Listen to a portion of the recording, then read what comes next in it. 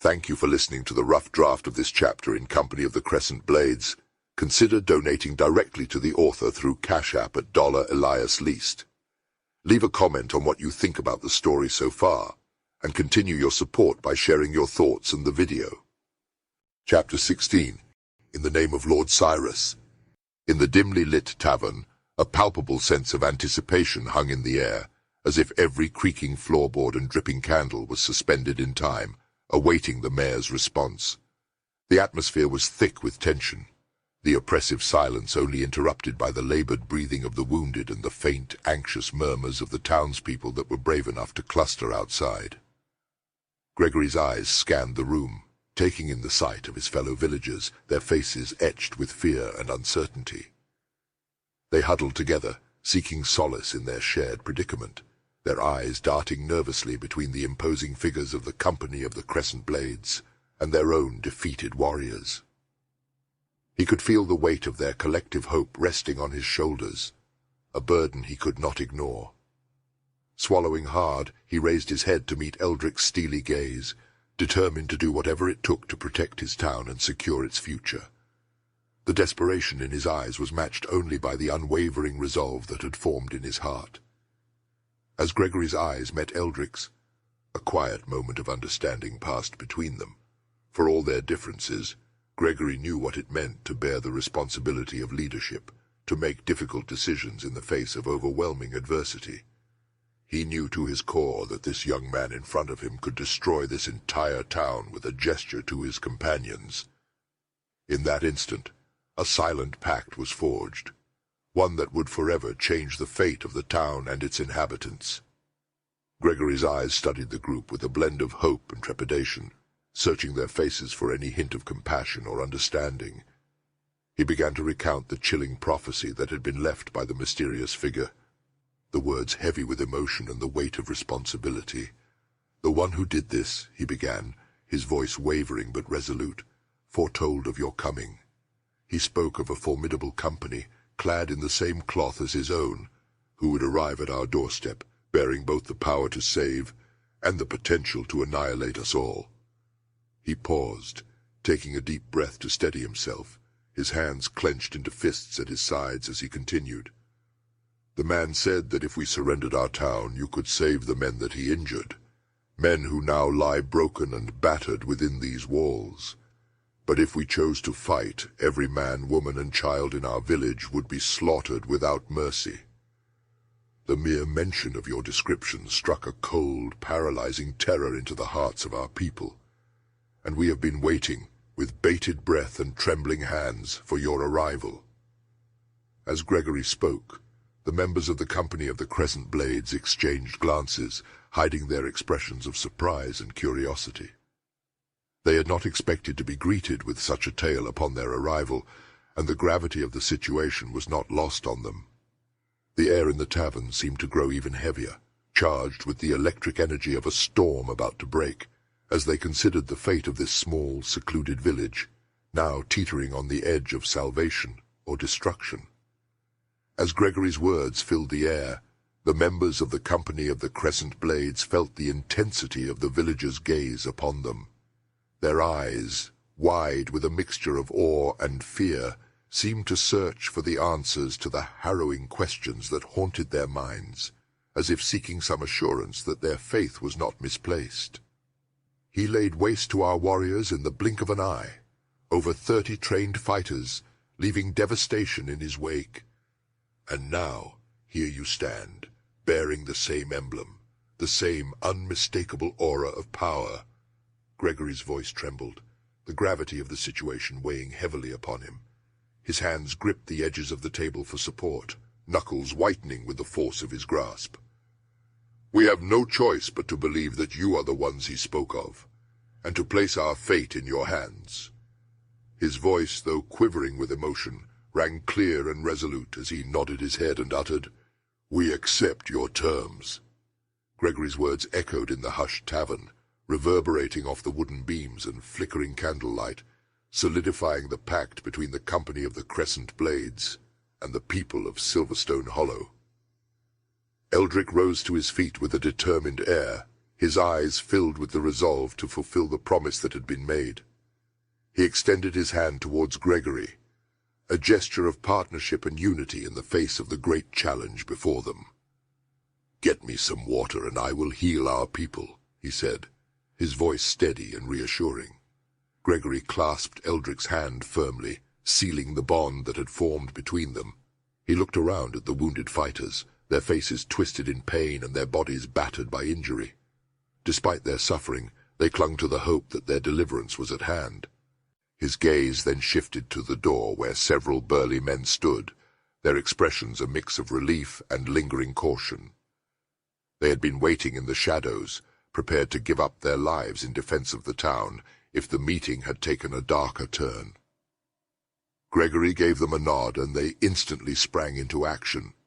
Two of the men dashed towards a nearby well, their strides long and purposeful. They had been entrusted with a crucial task, and they were determined not to let their fellow townspeople down. Their boots pounded against the cobblestones, creating a rhythmic beat that echoed through the eerily silent streets. Service and Clang ambled towards the bar area, their eyes scanning the rows of dusty bottles and weathered pots that lined the shelves. Their faces lit up at the sight of the familiar containers, and they eagerly poured themselves a generous helping of the potent liquid. The comforting aroma wafted through the air, bringing with it memories of camaraderie and past victories. They clinked their glasses together and took the first of many swigs, savoring the warmth that spread through their chests. Meanwhile, Eldric had engaged in a serious discussion with Gregory, determining which of the wounded townspeople were in the most dire need of his healing touch. He steeled himself for the long day ahead, knowing that the task before him would be both physically and mentally taxing. With a determined nod, he rolled up his black cloth sleeves and accepted the first bucket of water that had been brought from the well. He approached the first patient, a man whose intestines were held precariously in place by a tattered sheet. The skin had been sliced with unnerving precision, sparing the internal organs while making any attempt at stitching the wound a futile endeavor. Eldric positioned one hand in the bucket of water and closed his eyes, allowing himself to become one with the healing energy that flowed through him. He started a prayer that he had written in an attempt to praise the one that gives him the power to heal. "Lord Cyrus guides me. He uses the faith inside my soul to heal this broken body. He uses the water inside this vessel to nourish the mind and cleanse the spirit. He uses us as his weapons to guide this world to salvation against the coming storm." Everyone in the room could hear him chant these words over and over as a slight vibration began to be felt in the air. It was emanating from the water that had been given to Eldric. As if by magic, tendrils of the fluid snaked from the bucket, caressing the man's grievous injury. The liquid fingers worked with gentle determination, weaving the skin back together and sealing the once gaping opening. Eldric's concentration was unwavering, but as the wound closed, he sensed something else amiss within the man's body. His brow furrowed in concern, and he knew that his work was far from over. The young horsemaster, now a high priest, attuned his senses to the man's body, detecting the clean flow of water coursing through his veins. Amidst the harmony, he noticed a discordant note, a strange blockage near the man's heart. Eldric knew with unwavering certainty that if left unaddressed, this obstruction would claim the man's life within a year. Closing his eyes once more, he focused intently on the force within the man's body. With gentle precision, he exerted pressure on the blockage, crumbling it away to restore the natural flow. The day continued in this manner, Eldric attending to each individual with his extraordinary gift. Every hour or so he paused to replenish his strength with food and brief moments of rest. Throughout the process, Eldric's mastery of hydromancy grew stronger, his abilities more refined. Simultaneously, however, he could feel his energy waning, his body growing weary from the monumental task at hand. Despite his fatigue, he persisted, determined to bring relief to the worst of Silverstone Hollow's injured before the day's end. As the iris of the sun closed off its final beams of white light, Eldric had tended to the first dozen, granting them a reprieve from their suffering before he finally succumbed to the need for rest. Eldrick, utterly spent from his day of intensive healing, was escorted to the mayor's residence, which would serve as the company of the Crescent Blades headquarters. Upon arrival, he barely had time to register his surroundings before slumber claimed him, his body craving the restorative power of sleep. Meanwhile, Cyrus and Clang reveled in the simple pleasure of a well-earned drink, toasting to their newfound conquest and the relief of their comrades. The two adventurers shared stories and laughter, the camaraderie between them evident even to the wary townsfolk observing from a distance. Gavric and Aemon, the resourceful brothers, took it upon themselves to organize their new domain. Leading a group of men, they ventured back down the mountain to the town's stables, ensuring their horses were properly cared for after the long journey. With the equine matters settled, they turned their attention to the two laden wagons, directing the townsfolk to unload and transport the contents to the newly assigned living quarters. Under the watchful eyes of Gavric and Aemon, the villagers carried out their tasks with efficiency and respect. Calm returned to the streets of Silverstone Hollow as the company of the Crescent Blades and their new subjects worked in unison to establish their future together. Lillian wandered through the narrow streets of Silverstone Hollow, eventually finding solace in one of the town's two modest establishments of pleasure. Though it lacked the grandeur and opulence of the whorehouse she had been raised in, she felt a sense of freedom and excitement that she had not expected. With a mischievous glint in her eye, Lillian crossed the threshold of the dimly lit brothel, the scent of exotic perfumes, and the faint sound of laughter enticing her further into its depths. The rich tapestries adorning the walls and the plush cushions strewn across the floor, though not as luxurious as those she had known, offered a warm and inviting atmosphere. For the next day and a half, Lillian indulged her every whim and desire, reveling in the newfound power she wielded as a member of the company of the Crescent Blades. The women and men who worked in the establishment catered to her every need, their skilled hands and soothing voices guiding her through a sensual journey that left her breathless and wanting more. Meanwhile, Eldrick healed those that had been so horribly wounded by their living god and had already convinced a few of the townsfolk that he had not harmed them, he had spared them. He fervently preached to the wounded about the coming war, and that Lord Cyrus had a grand plan that would be the only means of the world's salvation. The others continued to acquaint themselves with their new surroundings, each finding their place in the bustling town that would serve as their base for the foreseeable future. They forged bonds with the townspeople, gradually earning their trust and respect, as they prepared for the challenges that lay ahead. Eldrick understood that his primary mission, beyond simply governing the town, was to bring each person to a place of unwavering devotion to Lord Cyrus. With this objective in mind, he began to carefully craft a plan to unite the people of Silverstone Hollow under the divine guidance of their newfound deity. The stage was set with Eldrick emerging as the undisputed ruler of Silverstone Hollow, his authority unquestioned by the town's residents.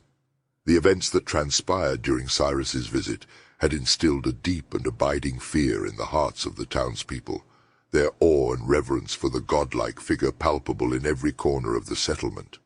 This feeling was due in no small measure to Eldrick's constant praise and the change in the narrative.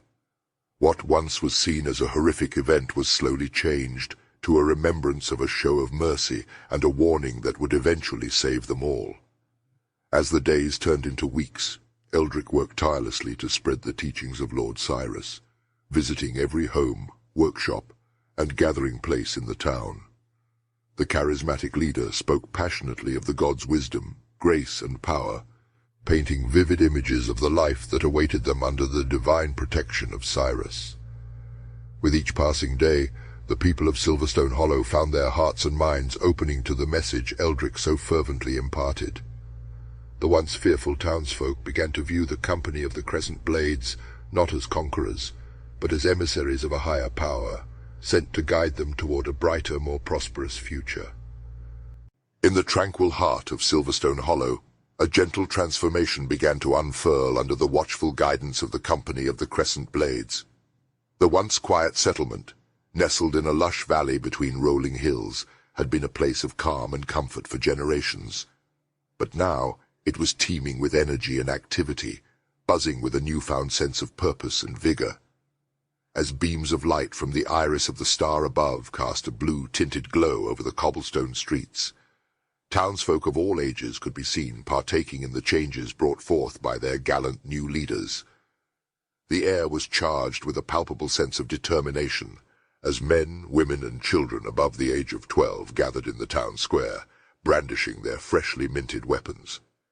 Under the expert tutelage of seasoned warriors from the company of the Crescent Blades, these once unassuming individuals morphed into a formidable fighting force. Each day's training brought new techniques, honing their martial prowess and strengthening their bodies. The clatter of swords and shields rang out from the practice yards as the High Priest of Lord Cyrus watched on with pride, knowing that he was creating a force to be reckoned with. But the revolution extended far beyond the sharpening of blades and the strengthening of sinew. A renaissance of the written word began to bloom within the town's confines, driven by Eldric's desire to bring knowledge to these people. No longer would the townsfolk rely solely on the crude images adorning their signs. Instead, elegant script, etched with grace and clarity, now graced every shopfront and notice board. Eldric planned on enlisting the help of scholars from far and wide to teach reading and writing to this army. With each passing day, the once illiterate populace found their horizons broadening, the power of the written word unlocking a world of untapped potential and unbridled knowledge. Under the guidance of prayer by Eldric, the foundations of a sacred sanctuary began to take shape. The masterful strokes of skilled architects and laborers worked in harmony to erect a hallowed haven, a place of reverence dedicated to the divine Lord Cyrus. Marble columns rose up from the ground, gleaming in the sunlight and casting long shadows over the growing structure. Intricate carvings and mosaics adorned the walls and floors, each telling a story of Lord Cyrus's heroic deeds and selflessness. As the worship center grew closer to fruition, the townspeople worked tirelessly to gather the finest materials and craftsmen to create a monument that would stand the test of time. The company of the Crescent Blade watched on with pride, knowing that Lord Cyrus's people were not only growing stronger, but also more enlightened and devout. All the while the industrious smiths and fletchers toiled tirelessly, their forges ablaze with fiery passion. In the heart of the town, the sound of hammering and clanging echoed through the streets as they crafted a veritable arsenal of weapons. Arrows and bows were made with a precision and skill that had never been seen before, each one sharp and deadly, poised to defend the town from any who dared threaten its peace. Similarly, every building's ground floor bore a gleaming weapon rack, a symbol of the town's unity and commitment to the protection of its denizens. The craftsmen worked day and night to ensure that the town was fully equipped with the necessary tools to fend off any potential danger. In the bustling heart of Silverstone Hollow, a wealth of resources flowed like a mighty river, bolstering the town's growth and prosperity. The company of the Crescent Blades, gifted with the generous bounty of precious gems from Lord Cyrus himself, found themselves in an enviable position of financial stability. With the help of Eldric, the High Priest, they invested their newfound wealth into the town's infrastructure, ensuring that every building was fortified and every resident had a roof over their head. Yet, despite the trove of glittering jewels at their disposal, they had barely scratched the surface of their riches. Eldric surveyed the burgeoning progress of the town with a mixture of pride and restless anticipation. Though he knew things were proceeding apace, he couldn't shake the nagging uncertainty of when Lord Cyrus would return and summon the newly forged army to embark on their world-saving mission. Time was of the essence, but the town's rapid expansion had unexpectedly drawn a veritable flood of newcomers seeking refuge and employment within its growing borders. The task of accommodating these newcomers fell to Gregory Thorne, a charismatic figure who swiftly became the indispensable liaison between the town's overseers and its swelling population. Among the sea of fresh faces, Gregory stood out as a beacon of leadership and unity. Possessing a keen understanding of the people's needs and aspirations, Gregory deftly navigated the complex web of concerns and grievances that arose in the community. His diplomatic finesse and empathetic nature ensured that every minor issue was addressed and resolved before it could fester into something more insidious. He worked tirelessly to create a sense of community within the town, organizing festivals and events that brought people together in celebration of their shared triumphs. Under Gregory's leadership, the town flourished, and the people grew stronger and more united with each passing day. As the town continued to expand and thrive, Eldrick and the company of the Crescent Blades could feel the weight of their responsibility growing ever heavier. They knew that the time to act was fast approaching, that they would soon need to call upon the strength and courage of the town's newly trained warriors to face whatever dangers lay ahead. But for now, they took solace in the fact that their home was safe and prosperous, and that they were surrounded by a community of brave and capable individuals. Parallel to the social and economic growth, Silverstone Hollow also underwent a transformation in the realm of martial prowess. Service and Clang, the formidable guardsmen sworn to Lord Cyrus, took it upon themselves to impart their extensive knowledge of combat to the town's fledgling warriors. Under their watchful eyes, the core group of trainees flourished, their skills sharpened to a deadly edge through rigorous private training sessions. But Service and Clang's tutelage didn't stop with the elite few. They extended their teachings to the entire town, leading grand exercises in which all able-bodied citizens participated. The sound of swords clashing and shields bashing echoed throughout the town as the warriors in training honed their skills, their movements becoming more fluid and precise with each passing day. Service and Clang's towering presence and stern countenances commanded unwavering respect and diligence from the townsfolk, who were eager to absorb the wisdom of these battle-hardened mentors. And as the town's defenses grew stronger with each passing day, so too did the sense of unity and camaraderie that bound the people of Silverstone Hollow together. Every morning, the townsfolk gathered in the town square to train together and pray together, forming bonds of friendship and loyalty that would prove invaluable in the trials to come. The once quiet town now brimmed with the energy and excitement of people who had found a new purpose in life, ready and willing to defend their home with every fiber of their being.